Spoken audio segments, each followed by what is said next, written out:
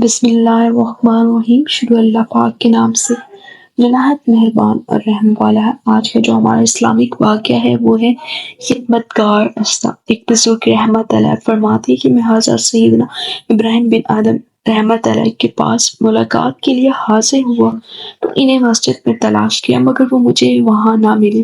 تو مجھے بتایا گیا کہ وہ ابھی مسجد سے نکلے ہیں۔ میں ان کی تلاش میں نکلا اور دیکھا کہ وہ سخت گرمی کے موسم میں وادی کے بیچ میں سوئے ہوئے ہیں۔ ان کے سرہانے ایک بہت بڑا اسرا بیٹھا ہوا تھا، جس کے منہ میں یاسمین کی ایک ٹہنی تھی، جس کے ذریعے وہ آپ رحمت علیہ سے مکھیاں اڑا رہا تھا۔ مجھے اس پر تعجب ہوا۔ اسی وقت اللہ عز و جل جس نے ہر چیز کو بولنا سکھایا ہے، بے شک نے اسدے کو قوت گوئی عطا فرمائی۔ تو اس اسدے نے مجھ سے کہا، اے شخص تم کیوں حیران ہو؟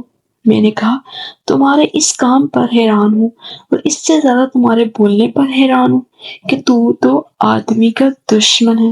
تو اسدے نے جواب دیا، خدائے عظیم کی قسم، ہمیں اللہ عز و جل نے فقط گناہگاروں کا دشمن بنایا ہے، جبکہ نیک کاروں کے لیے ہم تو تابعدار ہیں۔